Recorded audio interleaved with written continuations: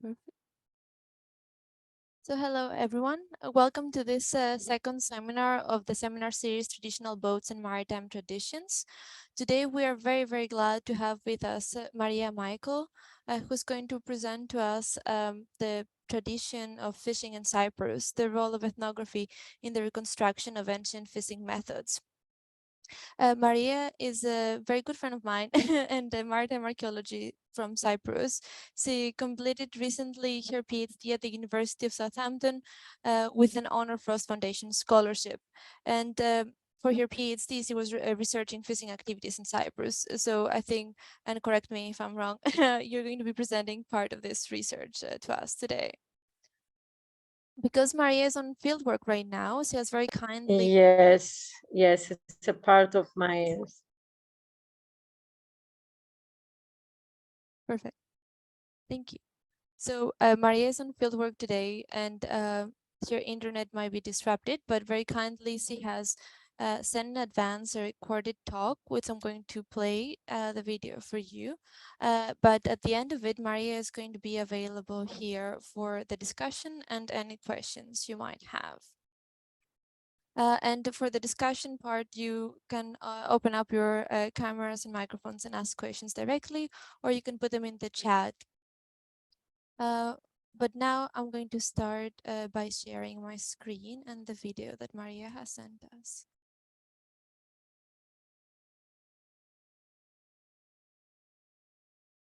Can everyone see that? Great. Can everyone see that?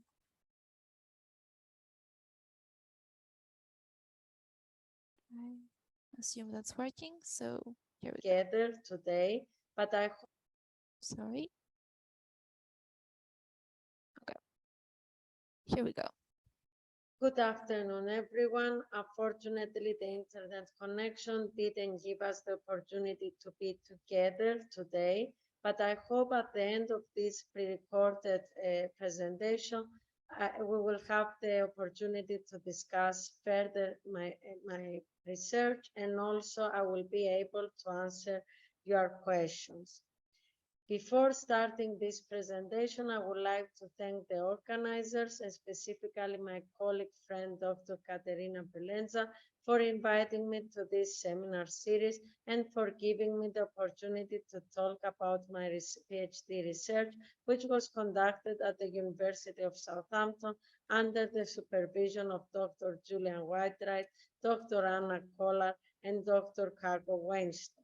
This research was supported by the Honor Frost Foundation, and it aims to interpret correctly the archaeologically neglected aspect of fishery in the small island of Cyprus, which is my homeland.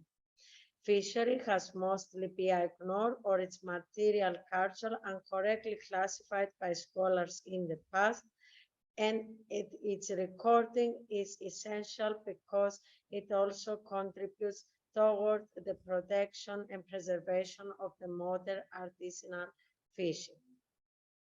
So today I will first give you a summary of the context, aims, and results of my research about the tradition of fishing activity in Cyprus through time.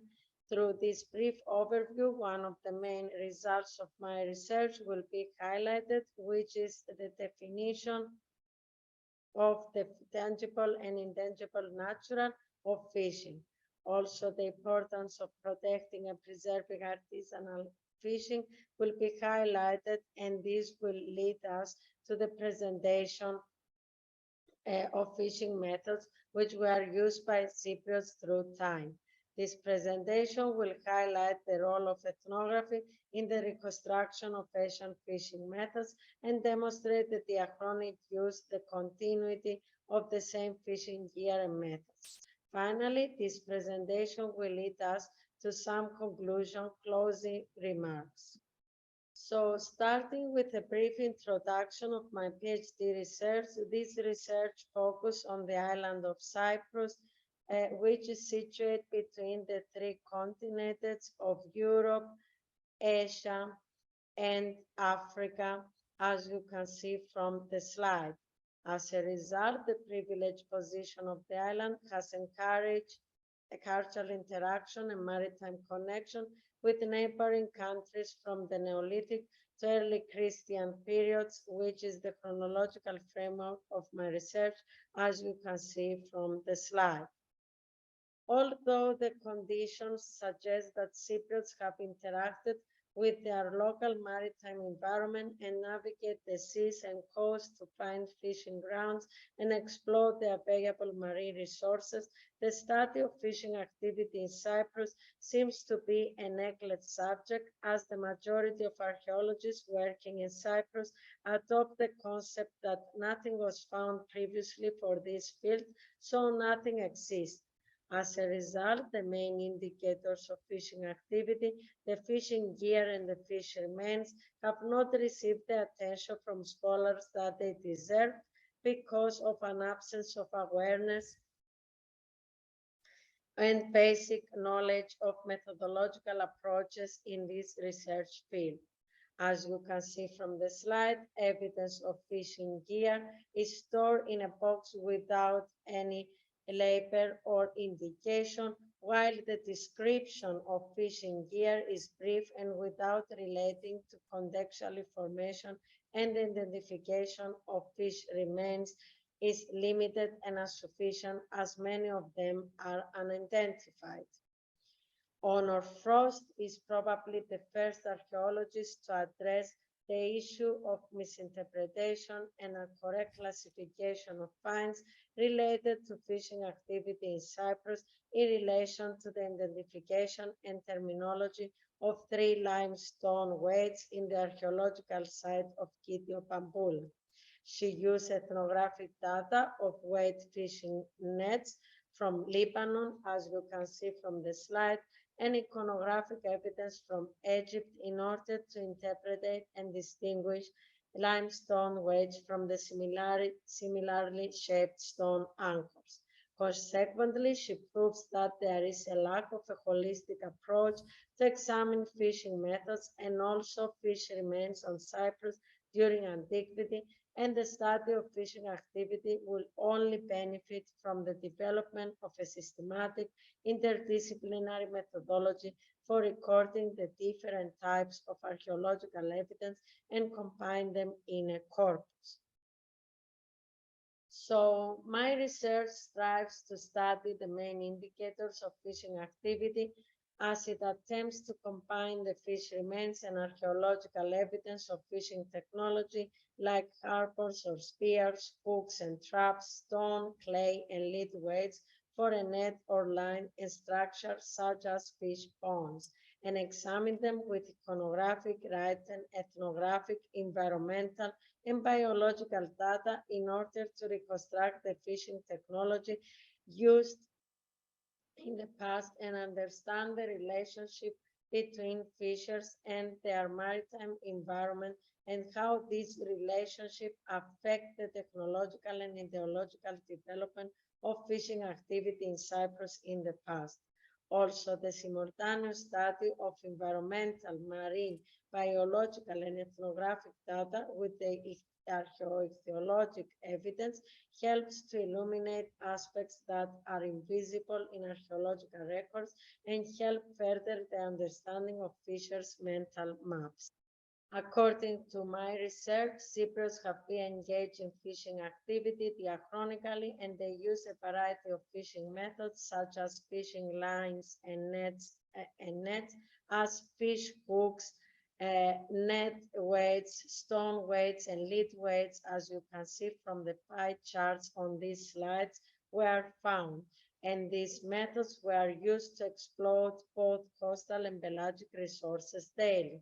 Their resulting daily interaction with the maritime environment leads to the ongoing development of local maritime knowledge, which will in turn lead to the diachronic growth and preservation of maritime knowledge, which will in turn lead to the diachronic growth and preservation of fishing activity. As you can see from the map on this slide, it seems that evidence of fishing activity has been recovered diachronically in the same area. starting from the area of Paphos at the west side of Cyprus. There are sites dated from the Neolithic period to the Roman early Christian period, and moving to the south coast of Cyprus at the area of Chirokitia and Kalavasos sites. There are sites based from the Neolithic to the late Bronze Age periods, while at the area of Kitium and Kalasurtan Deke, there are sites dated from the late Bronze Age to the Roman period. And moving to the east coast of the island, there are sites like Engomi, Salamis, and Famagusta that date from the late Bronze Age till the Roman early Christian period.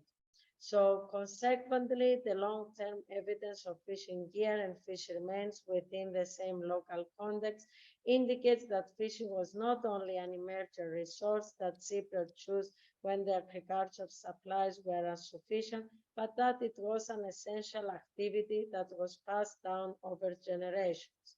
Consequently, my research provides the first comprehensive assignment of fishing activity in the archaeological maritime context of Cyprus through time. This is an important contribution to the study of maritime archaeology in Cyprus, which is mainly focused on shipwreck archaeology. Also, through this research, it was possible to define the multidimensional, natural, tangible, and intangible aspects of the fishing activity and its development on the island of Cyprus through time. Generally, fishing is defined as the act of catching fish for food, either as an occupation or as recreation. Fishing is usually an everyday solitary or team activity with just simple equipment and artisanal fishing practices aiming to fulfill the needs of daily subsistence.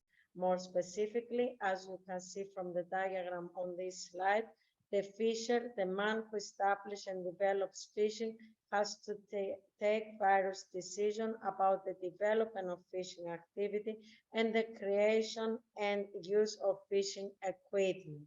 These decisions, as you can see from the slides, are affected by tangible or intangible factors, and according to the impact of these factors, the fisher will create their fishing gear, the fishing technology, or alter their existing fishing gear in order to achieve the result of fishing activity, which is to catch the fish.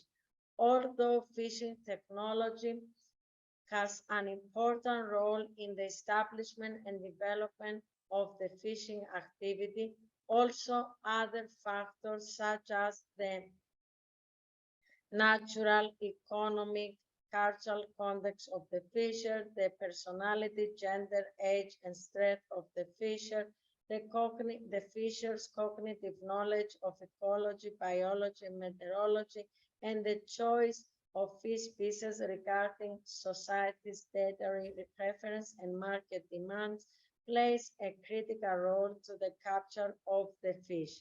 Also, the fishing activity is not only the capture of the fish, but it expands also in other activities such as the trade, the fish fresh consumption, and fish preservation and processing, and also the fish market.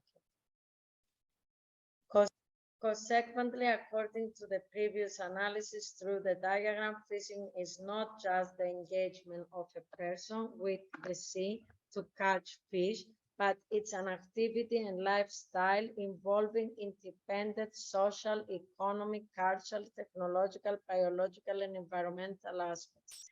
Fishers influenced by these aspects are the ones that decide where, when, what, and how to catch a fish. These influences, decisions, or factors are not all tangible and visible in the archaeological record.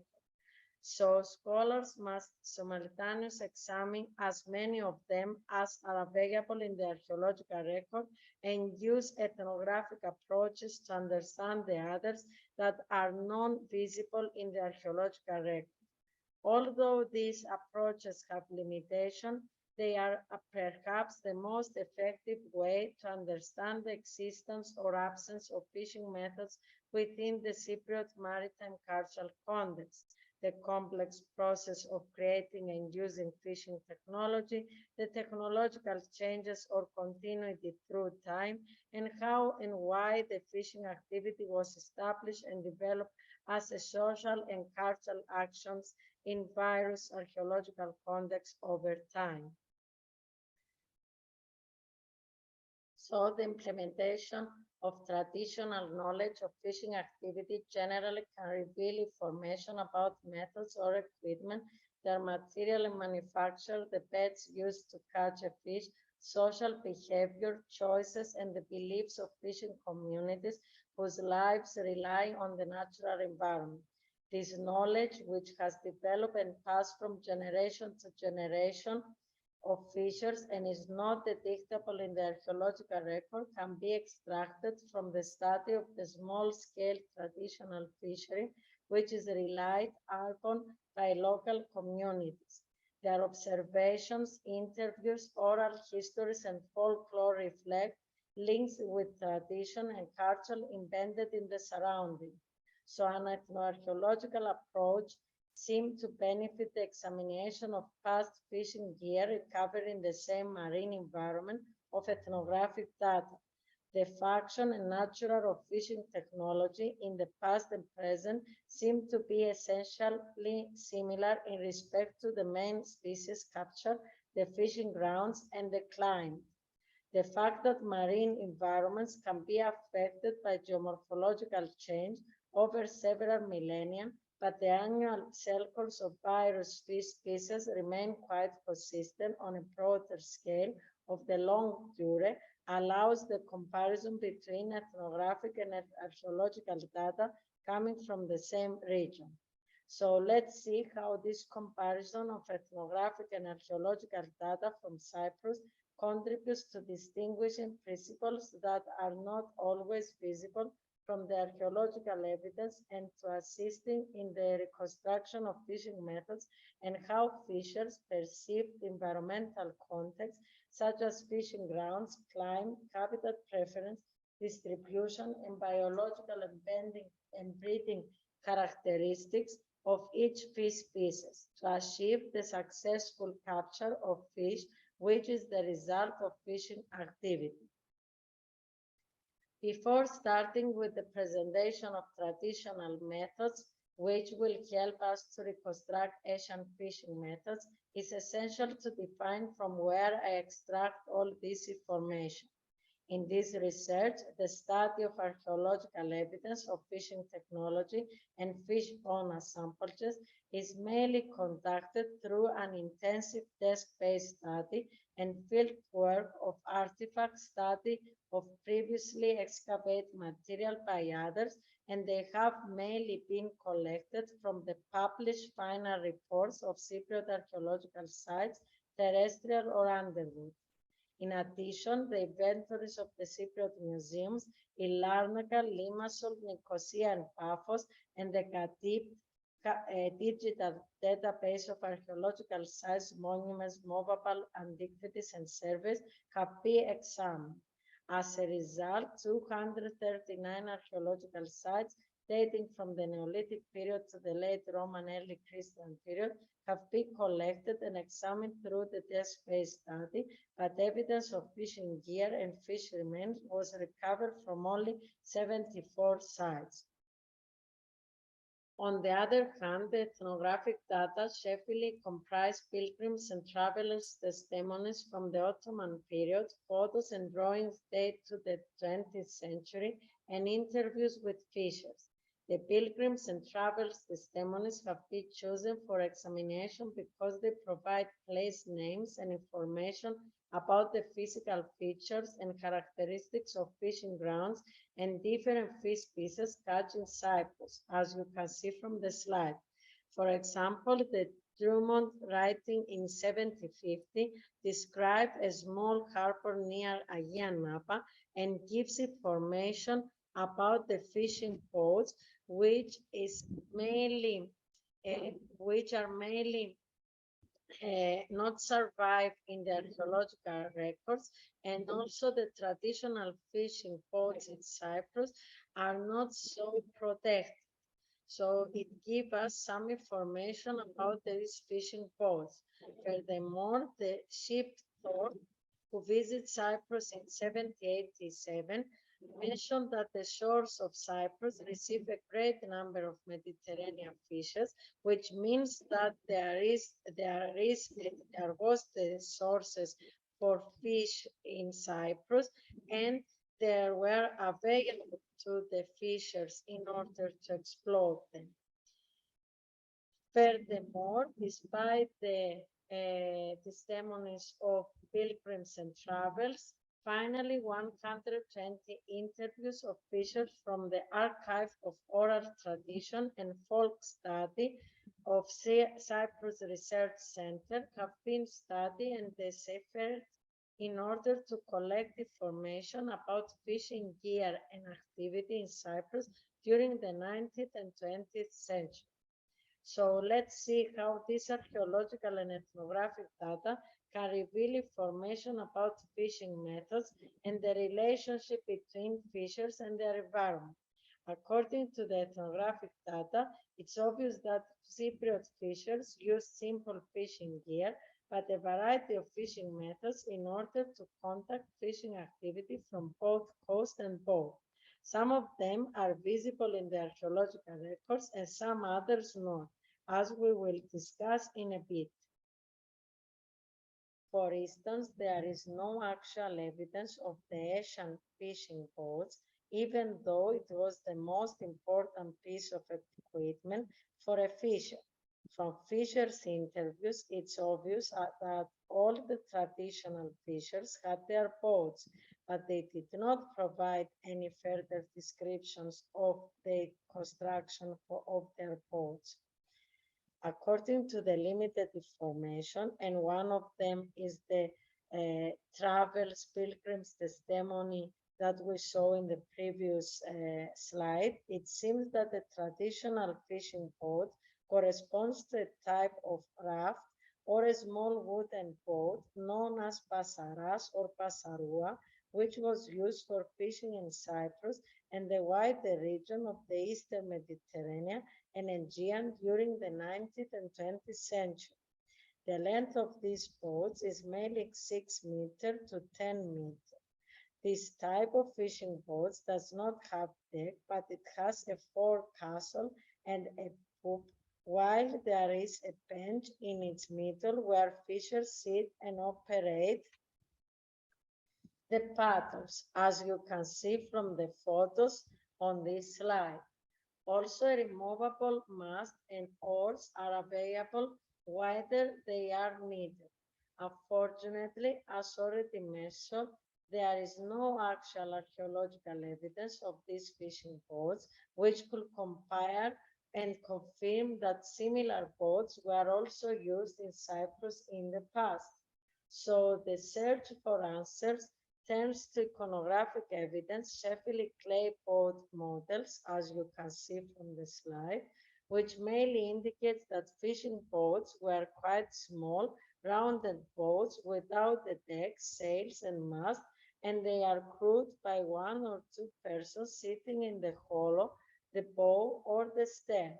Consequently, these clay boat models seem to have the same similar features to traditional fishing boats so that they can represent fishing boats.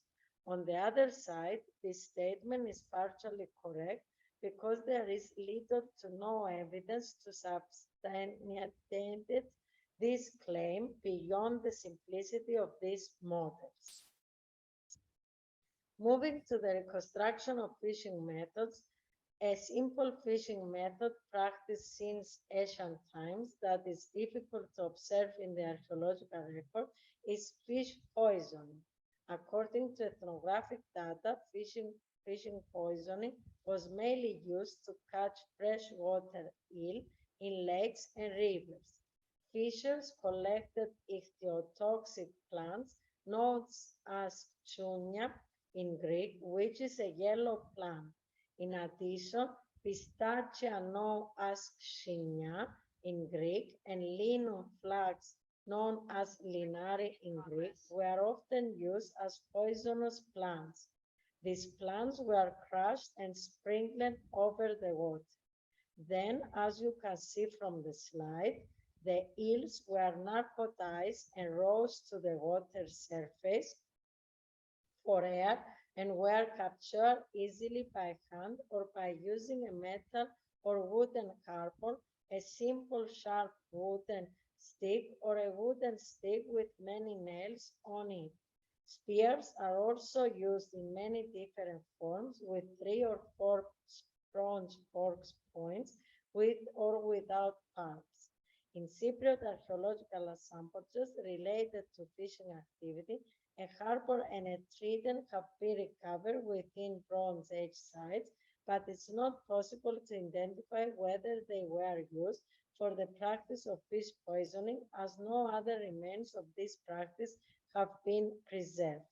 However, the Roman writer Oppian, in his work entitled Dialectica, described that fishers create poison by using clay and pharmaceutical plants, and they use in marine environments to narcotize the fish, and then they could catch them by hand or using a metal or wooden harpoon or a simple sharp wooden stick.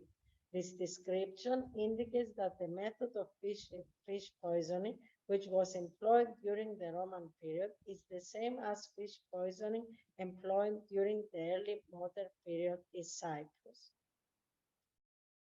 Moreover, another fishing method whose absence within the archaeological record does not eliminate the possibility of its use during ancient times is light fishing or pyrophany, according to the Cypriot dialect. According to ethnographic data, in this method, light was used to attract and concentrate fish because light affects the diurnal vertical migration of some fish species. As such, fishers seem to take advantage of their behavior and try to catch them during the night by exploiting their response to light stimuli. The main reason for the absence of archaeological remains of these methods seems to be its perishable nature, because the main tools were torches of resinous wood and wooden harpoons based on the written sources date the 4th century BC. Specifically, the fishing of octopus by using harpoons made of olive branches due to octopus preference to or taste of olives is mentioned by Clearchus of Soli, who was a Cypriot philosopher of the 4th and 3rd centuries BC. However, archaeological evidence of the light fishing method has been recovered from a 7th century AD shipwreck of Dor Inn, but no identical fire basket has been found in the archaeological record or ethnographic data in Cyprus to confirm its use in the past. However, this method was applied by using the harpoon as the main tool based on the ethnographic data, while a kyprogeometric representation of potential vertical multi-hook with a torch is on a Cypriot jug of Pichron 3 ware, as you can see from this slide. Continuing with the traditional fishing method of basket trap, the traditional Cypriot round wooden basket traps seem to have the same shape form as the circular basket trap depicted on a Greek cup dated to the 5th century BC by the Ambrosius painter.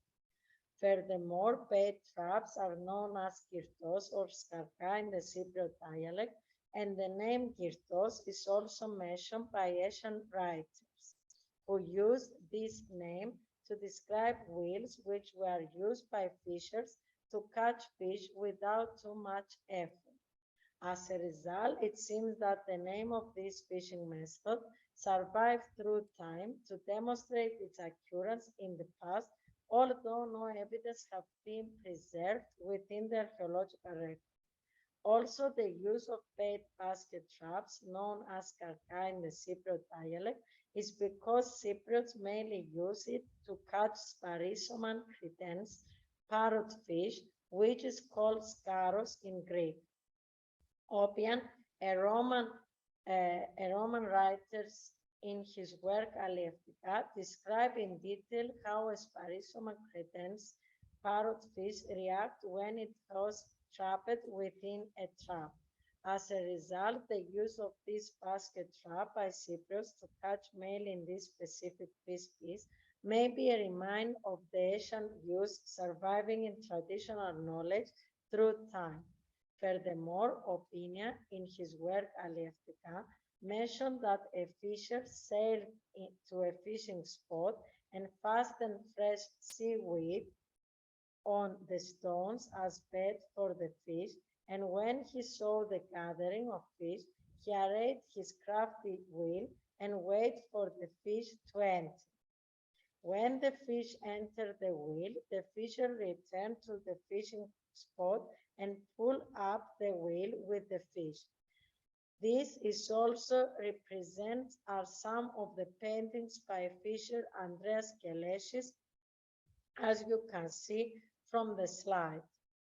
Consequently, it seems that Cypriot fishers follow the same practice when they fish by using basket traps as the Roman fishers did, according to the ethnographic data. So it's suggested that this fishing method was also used in the past, but it has not survived in the Cypriot archaeological records, mainly because of its perishable nature. So although the archaeological evidence is limited and some methods have not survived in archaeological records, it seems from the parallel examination of various data that a variety of fishing methods have been used through time to achieve the development of fishing activity in Cyprus. On the other hand, there are some fishing methods which are confirmed by the available archaeological evidence. For instance, the traditional fishing methods of hooks and lines is a fishing method confirmed certainly from the archaeological evidence of fish hooks recovered in many archaeological sites around Cyprus. However, this archaeological evidence cannot demonstrate the occurrence of several versions of this traditional method, which can be revealed through the parallel examination of ethnographic data. Consequently, based on the ethnographic data, lines were used with or without hooks, vertically or horizontally, while hooks were in different sizes with or without a barb or bait. The simplest form of the line was the hand line, as you can see from the slide. It was mainly composed of a vertical line, weights made of lead, conical, spherical, or unshaped along the line, a buoy made of cork on the surface, and with or without a hook. It was usually fastened on a rod, as you can see from the slide. If there was a hook, then bait was fastened on it. Otherwise, the bait was fastened directly to the line.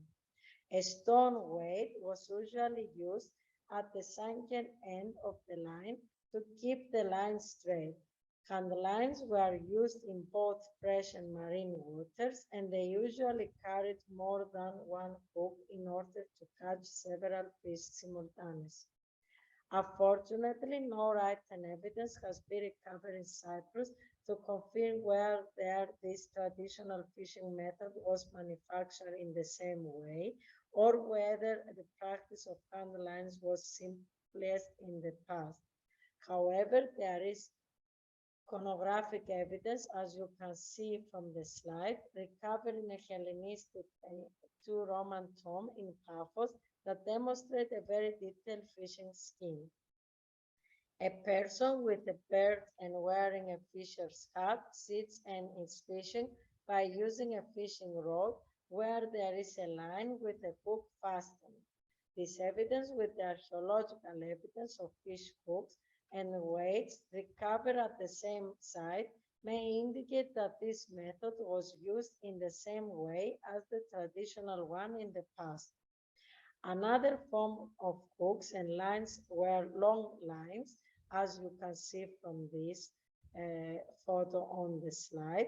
There were some which were set up horizontally or vertically. On the photo you see horizontally and used in marine waters with or without a boat. They were sometimes of remarkable length and were provide a certain distance with snouts known as paramala in the Cypriot dialect and could carry up to several thousand hooks. This is the paramala as you can see from this photo. The snouts paramala had equal length and their thickness was less than the main line. This is the main line, as you can see from the slide, and it's known as manna or sigimi in the Cypriot dialect.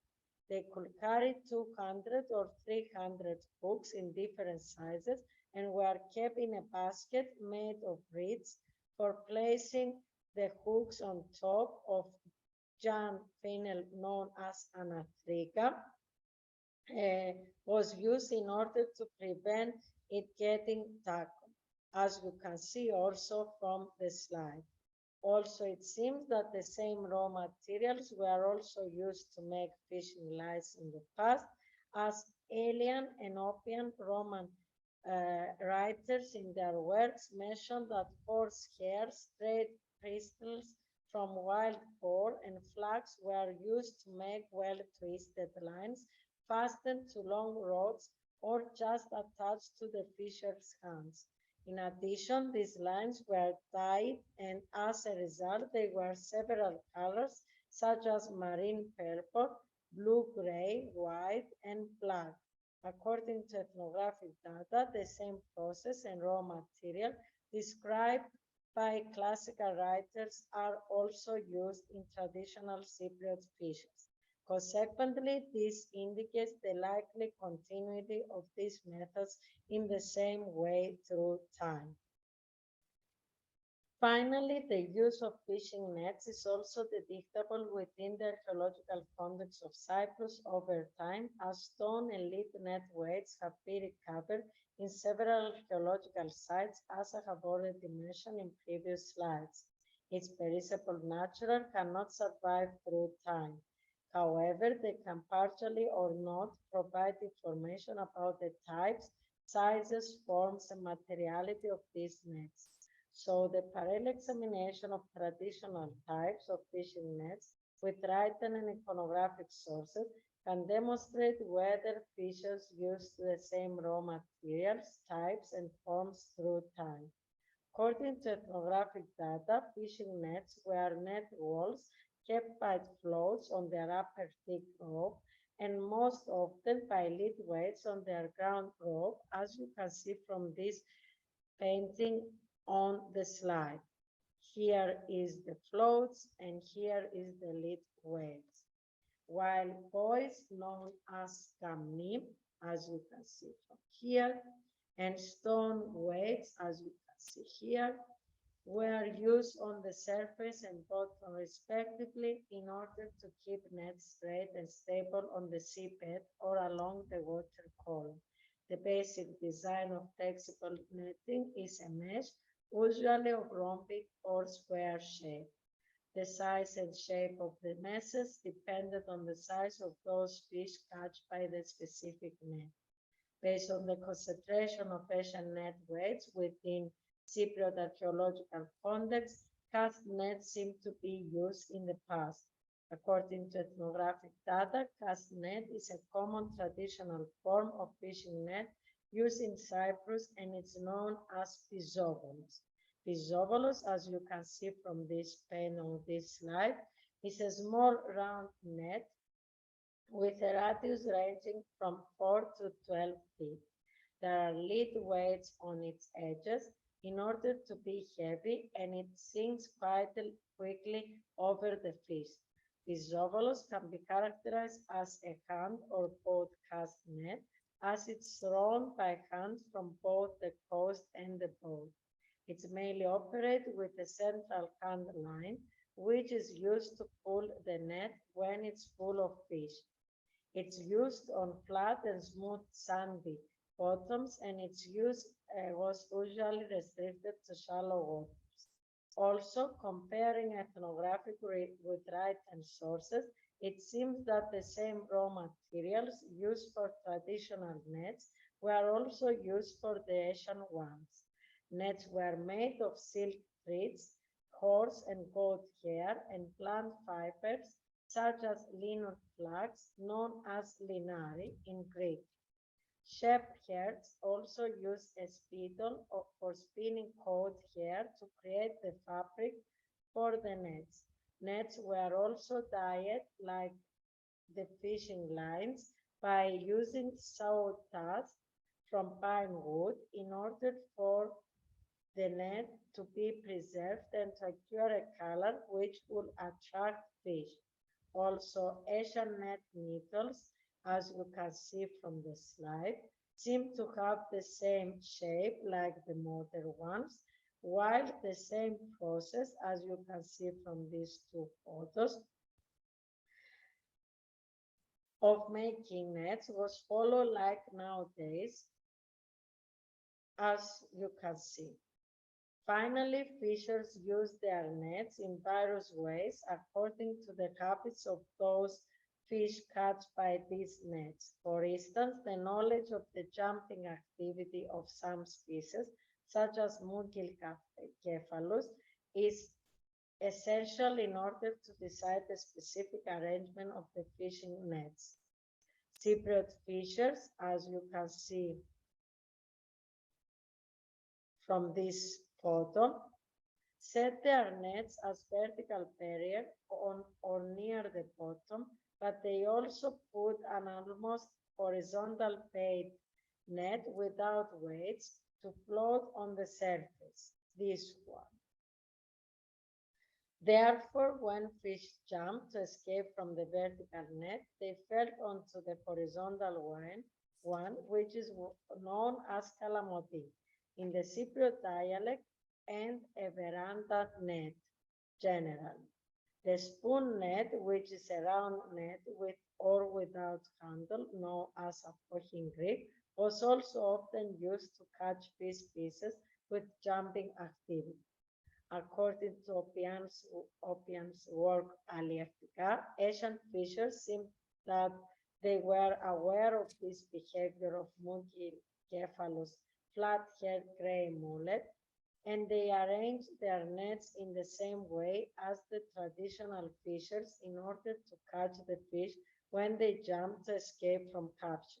Consequently, this traditional method to catch fish species with jumping activity might be the remains of an Asian one which did not survive within the archaeological record.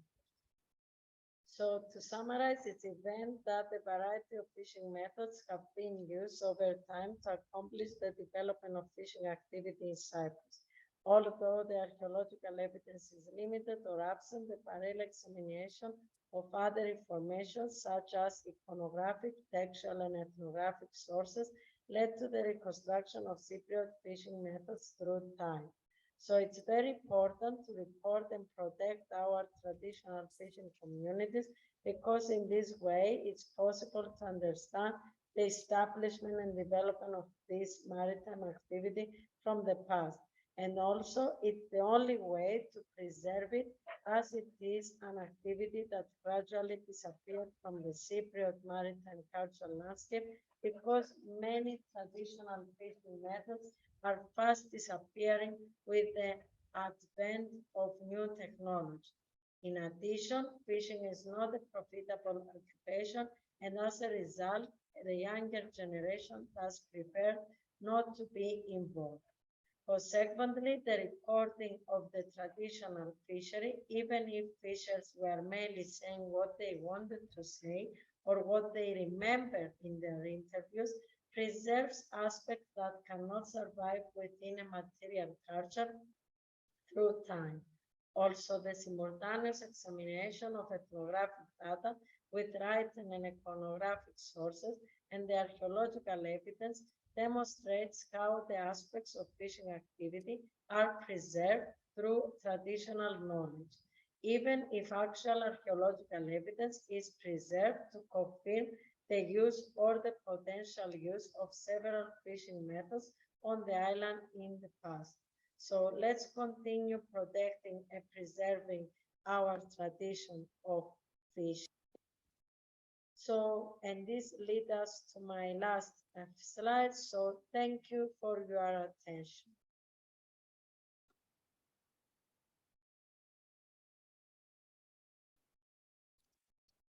So thank you very much, Maria. I don't know if you are there and you can be connected. Yes, I'm still here, if you can hear me well. Yes, we can. Perfect. Okay. So we can have the discussion and any questions right now. Anyone from the audience, feel free to open your cameras and microphones and ask questions, or I will be monitoring also the chat for any further questions. Does anyone have any questions for Maria?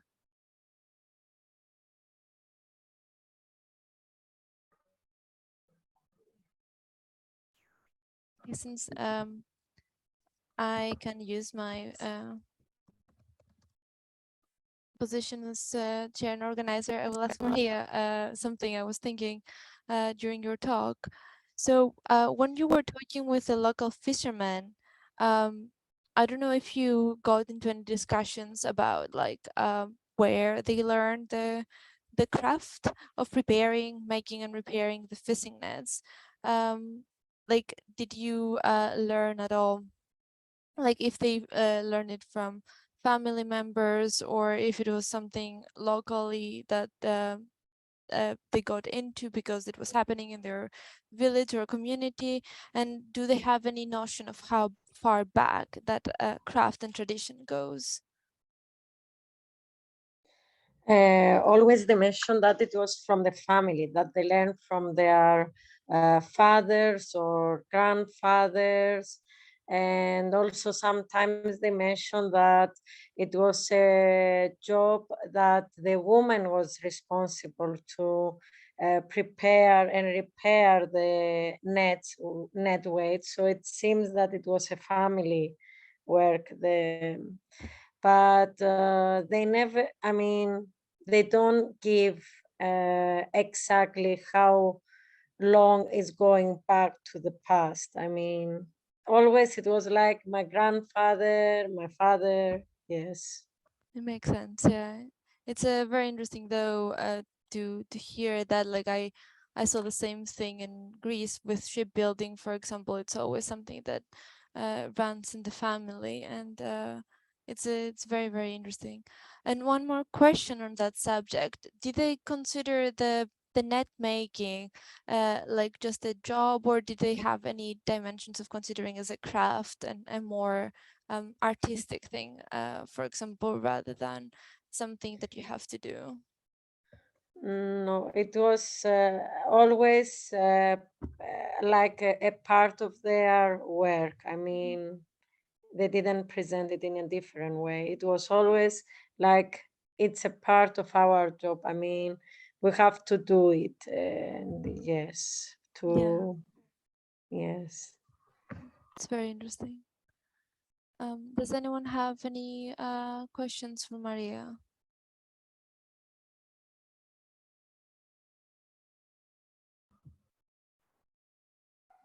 I saw that there It was. seems that everything was understandable. Yeah, it was great. Thank you very much.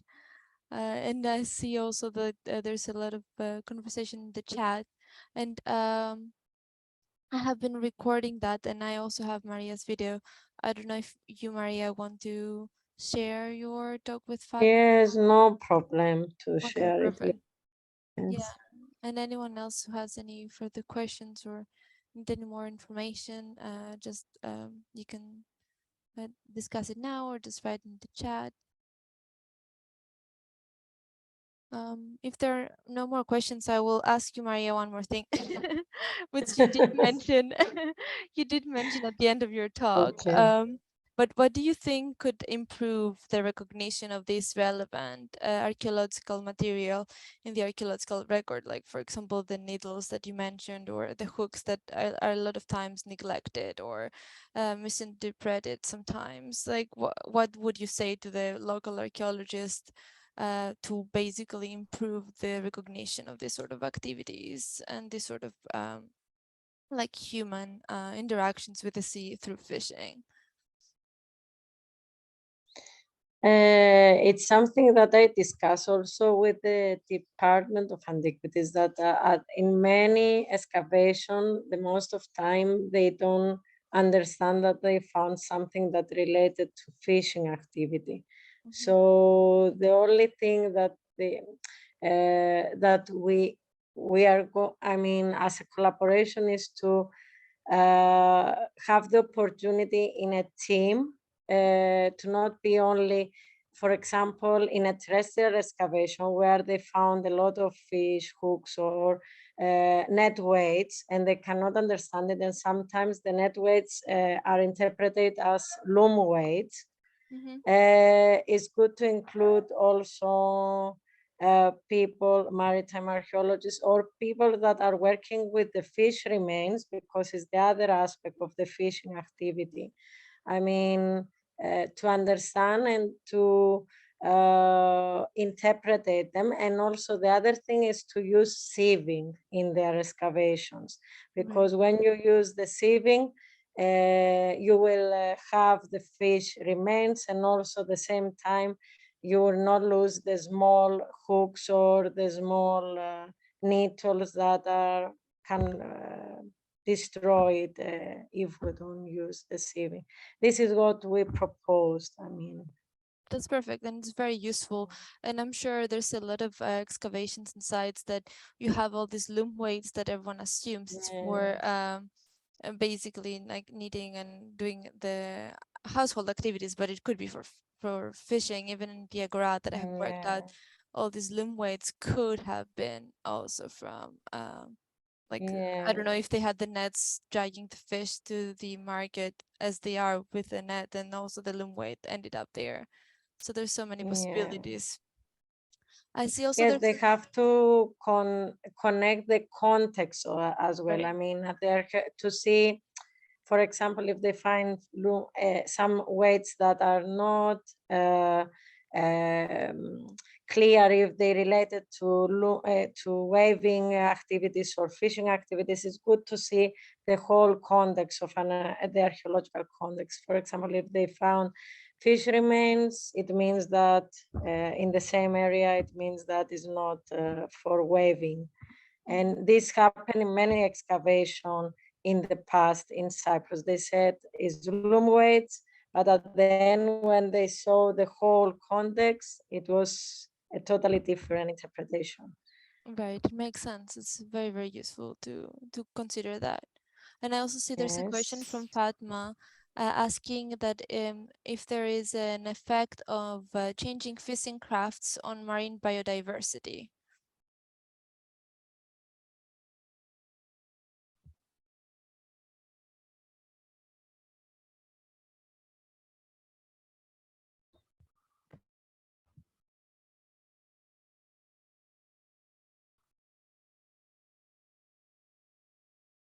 We might have lost Maria.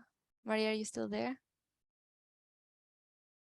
Yes, now I can hear to you. I lost you for a moment. Yeah, I thought so. It's all right. Yes. So there is a question from Fatma. Is there an effect of changing fishing crafts on marine? I'm not sure if I understood correctly the question, but I assume if any fishing traditions like chains, like the type of tools used for fishing, if it had an effect on yes, it's not clear from the archaeological finds, but from the tradition, yes, sometimes, for example, for the basket traps, we have skarka in Cyprus, but sometimes they change the way that they make it. They make the mesh of the basket trap smaller in order to take small fish pieces that are available in the area that they are going to fish. I mean, sometimes they, or for the nets is the same. It depends from what kind of fish they want to fish. They create the smaller or the bigger mesh, if I answer the question. That's very interesting. Do we have any more questions for Maria?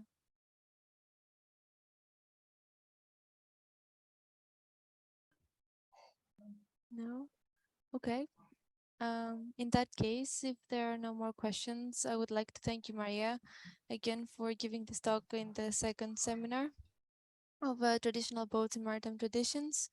Thank you very much for the invitation. Of course, it was a pleasure. And our third seminar is probably going to be on the 23rd of November. We will confirm that on the website, and there's going to be also a Facebook event and some tweets about it. So you can just look there for when the next seminar is going to be. And it's most probably going to be our friend and colleague Ziad Morsi giving the seminar.